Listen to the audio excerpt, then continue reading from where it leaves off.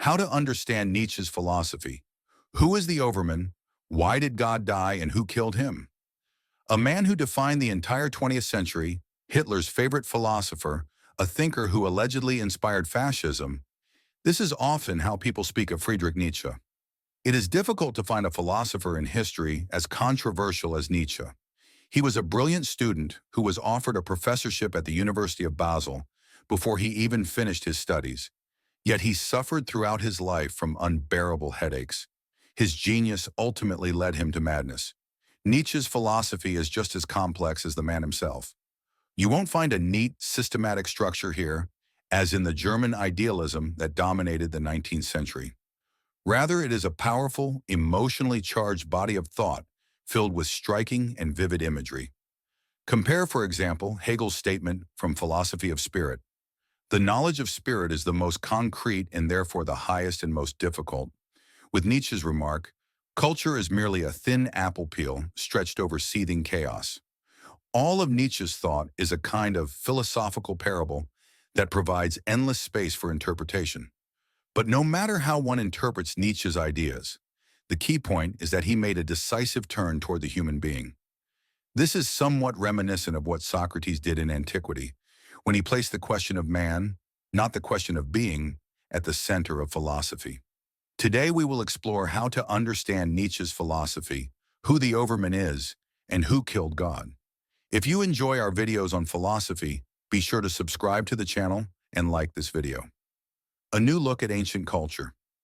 In his first major philosophical work, Nietzsche offers a radically new perspective on ancient culture, particularly that of ancient Greece. During the modern era, it was commonly believed that Greek culture embodied nobility, moderation, grandeur, and harmony. Moreover, modern philosophers saw themselves as successors to the ancient Greeks. Nietzsche, however, fundamentally disagreed with this view. He believed that behind the seemingly refined facade of Greek culture lurked chthonic forces of chaos. What does this mean?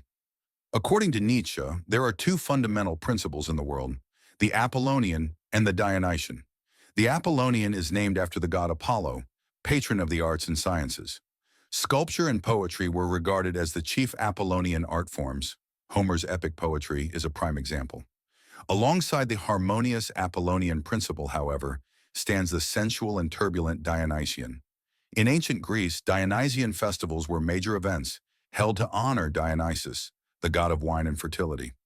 For several days a year, Greeks would retreat into the woods to spend their nights in revelry and carnal pleasures, drinking, feasting, dancing, and indulging in orgies without restraint.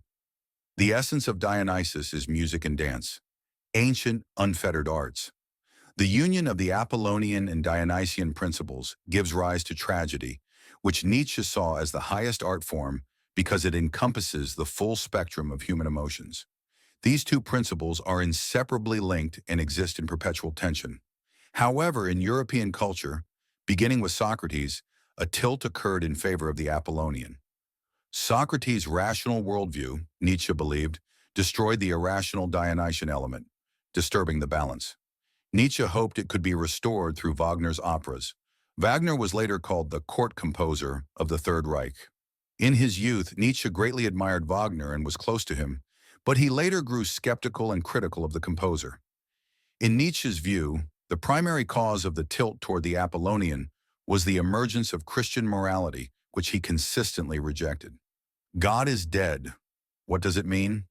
God is dead. This phrase from the gay science is familiar even to those who have never read the book. But what does it mean? Several interpretations exist. No one governs our world. After the modern era, the idea that all processes in the world follow the laws of physics, rather than divine providence, gained popularity. Thinkers like Hobbes and Locke showed that political power arises from social contracts, not divine anointment. According to Nietzsche, God has not just died naturally. We ourselves have killed him with our scientific revolution and our insatiable drive to uncover the workings of the world. The end of determinism. Determinism claims that every event has a cause that predetermines it, and humans must simply discover that cause. Nietzsche counters that there is no overarching determinant or grand design. On the one hand, this spells the collapse of old beliefs. On the other, it opens a new understanding of human freedom. If there is no grand design, human beings can create it themselves, an idea Nietzsche passed on to existentialist thought. No need for God as the source of morality. Yet after God's death, his shadow remains, and something must be done with it. People will cling for a long time to their old traditions and build caves where God's shadow still lives. But for the few, this signals a turn toward the light. Hearing the news that the old God is dead, we philosophers and free spirits welcome a new dawn. Nietzsche recognizes that Christianity is a coherent system of beliefs. If you remove God as its central concept, the system collapses. Consequently, all morality requires thorough reassessment. He argues that Christian notions of good and evil no longer hold. This period in European thought is known as the anti-normative turn. According to Nietzsche, Christianity emerged from the morality of ancient Roman slaves, a group among whom the new faith quickly spread, and demanded acceptance of its values on faith without questioning their origin. Nietzsche labels this slave morality, designed for those willing to follow rules blindly. In contrast, he proposes a master morality. How do they differ?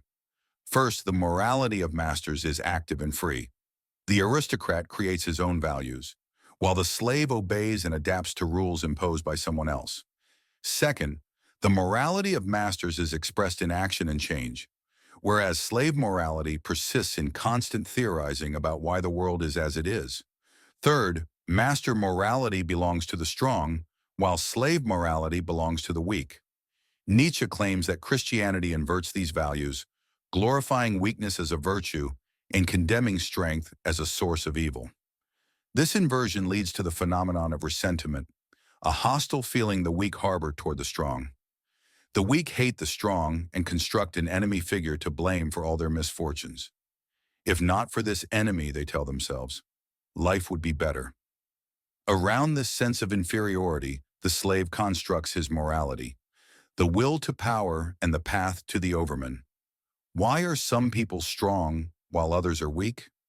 Nietzsche contends that equality does not and cannot exist among individuals. All humans are born with a will to power, but in varying degrees, and this will define who they are. One can detect here the influence of Arthur Schopenhauer, who viewed the will as the foundation of all existence. You can learn more about this in our course, The Entire History of Philosophy from Antiquity to the Present Day. Link in the description. However, Nietzsche's will to power is not merely a drive to dominate. It compels a person to aspire to something greater, to grow spiritually. Before you can rule over others, you must learn to rule over yourself. Those with a strong will to power can create their own values and impose them on others. Thus, they provide a new meaning for those who cannot create meaning themselves. In Nietzsche's view, however, this remains an unattained ideal. He discusses it in Thus Spoke Zarathustra, where he introduces the concept of the Overman, Übermensch.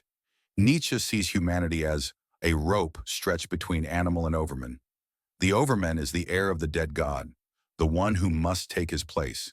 Besides possessing a powerful will to power, the overman must exhibit extreme individualism, spiritual creativity, the capacity to build new values, and a commitment to infinite self-improvement. He is the highest being, having overcome the servile animal elements in human nature.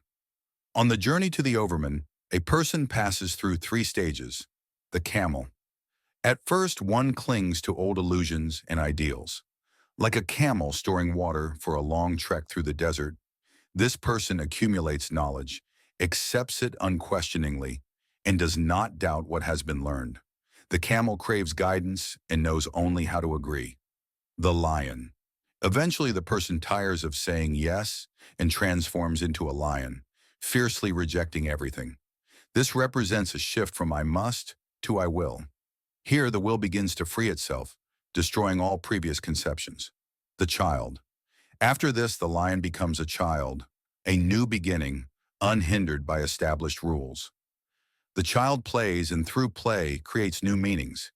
It is here that the overman emerges. The overman is man's transcendence of himself, surmounting all that is animalistic and servile in his nature. Of course, not everyone can become the overman, but the mere possibility of his existence gives life meaning for others.